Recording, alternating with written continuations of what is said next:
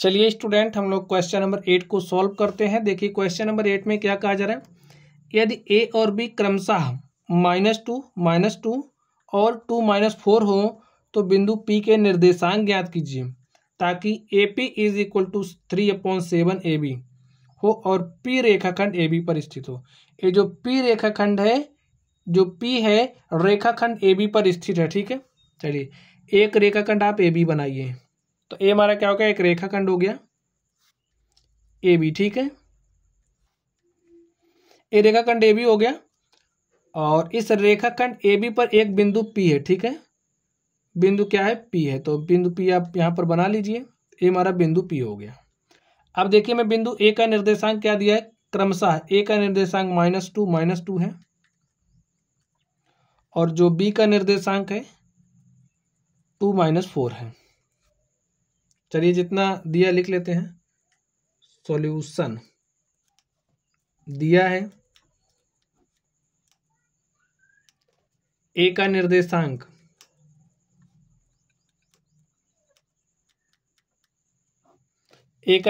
क्या दिया student, -2 B का निर्देशांक 2-4 और क्या दिया है, AP = 3/7 AB। तो यहाँ से हम लोग AP और AB का अनुपात निकाल लेते हैं। ठीक है, कैसे निकलेगा, देखिए AB मल्टीप्लाई के साथ इधर आएगा, डिवाइड के साथ हो जाएगा। AP/AB = 3/7। इसका मतलब AP और AB का जो अनुपात है वो 3:7 है। AP कितना देखिए, AP कितना देखिए, AP 3 है। AB यानी कि इतना पूरा 7 है। स्टूडेंट देख लीजिए, समझिए यहाँ से, इतना पूरा 7 है, इतना 3 है। भाई 7 में से 3 घटा देंगे तो इतना मिल जाएगा ना। लिखिए 7 - 3 = 4। तो जो PB का अनुपात है वो भी हमें मिल गया। लिखिए PB = हो जाएगा 7 - 3 = 4। कैसे निकाला है इसको भी लिख लीजिए, PB = AB - AP। ठीक है, AB कितना था 7 और AP कितना है 3, तो 7 में से 3 घटाए हमने, इसको मिल गया, हमें मिल गया। ठीक है, अब देखिए मैं बताना क्या है, बिंदु P के निर्देशांक ज्ञात करने हैं। तो ये जो बिंदु आप P देख रहे हो इसके निर्देशांक हमें ज्ञात करना था। मान ले रहे हैं जो बिंदु P है उसका निर्देशांक XY है। ठीक है, लिखिए माना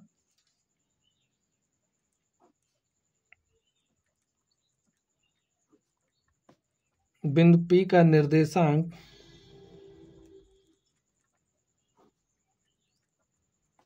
XY है। ठीक है, XY मान लिया है।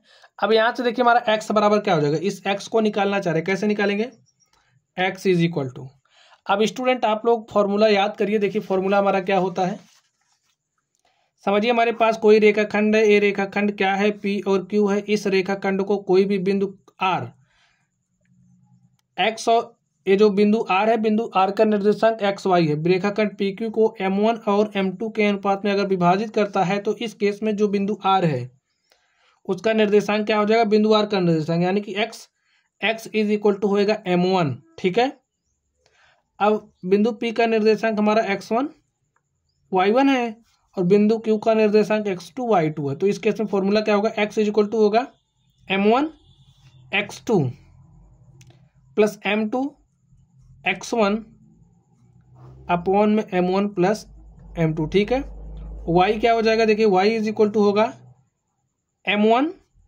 y2 + M2 y1 अपॉन में M1 + M2। ये फॉर्मूला आप लोगों के जहन में होना चाहिए। x निकल गया, y निकल गया, तो r का निर्देशांक आ ही गया। चलिए यहाँ पर लगाइए फॉर्मूला। देखिए अब यहां से आपको पता चल गया ना कि M1 हमारा क्या है, 3 है, M2 हमने क्या निकाला, 4। ठीक है, लिख लीजिए 4 हमारा क्या है, M2 है। ठीक है, लिखिए M1 यहीं पर लिख लीजिए, M1 = 3, M2 = 4। चलिए अप्लाई करिए। m1 x2 क्या है, 2 है, ठीक है, प्लस m2 x1 कितना है, -2 अपॉन में m1 प्लस m2। इसी तरीके से y के लिए क्या हो जाएगा, m1 y2 plus m2 y1 upon में m1 प्लस m2। मान रख दीजिए, m1 का मान 3 रखना है तो 3 गुणे 2 प्लस m2 का मान 4 है, 4 गुणे -2 अपॉन में 3 प्लस 4। इधर देखिए क्या हो जाएगा, y इज इक्वल टू क्या होगा, m1 का मान 3 रखना है, 3 गुणे -4 प्लस m2 का मान 4 रखना है, 4 गुणे -2 अपॉन में 3 प्लस 4। इतना हो गया ना, इतना समझ रहे हो आप लोग। चलिए हल कर लीजिए आप इसको। 3 दूनी 6, 4 दूनी 8, 3 प्लस 4 7 हो गया, ठीक है। यहाँ पर देखिए y इज इक्वल टू 3 चौके 12, 4 दूनी 8, प्लस माइनस का मल्टीप्लीकेशन माइनस होता है, आप जानते हो, ठीक है। 3 प्लस 4 बराबर 7, प्लस 6 -8 तो माइनस कितना हो जाएगा, 2 अपॉन में 7। यहाँ पर कितना है, -12 -8 -20 बटे में 7। तो जो हमारा x है वो -8 अपॉन में 7 आ गया, जो हमारा y है -20 अपॉन 7 आ गया, ठीक है। लिख दीजिए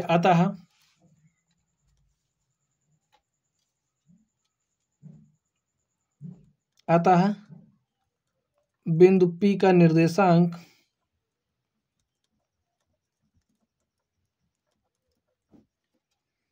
-8 अपॉन 7 -20 अपॉन 7 है। -8 नहीं, देखिए -8 प्लस 6 तो -2 है ना, तो इसको हमने -2 ही लिखा है, ठीक है। ये -2 है तो यहाँ पर लिखिए -2 अपॉन 7 है। तो स्टूडेंट इस तरीके से जो हमारा प्रश्न था हमने इसको हल कर लिया है। चलिए आप लोग पढ़ते रहिए, अगर कोई डाउट हो तो कमेंट बॉक्स में कमेंट जरूर करना। वीडियो पसंद आए लाइक करिएगा, अपने दोस्तों के साथ शेयर करिएगा। चलिए पढ़ते रहिए, थैंक यू।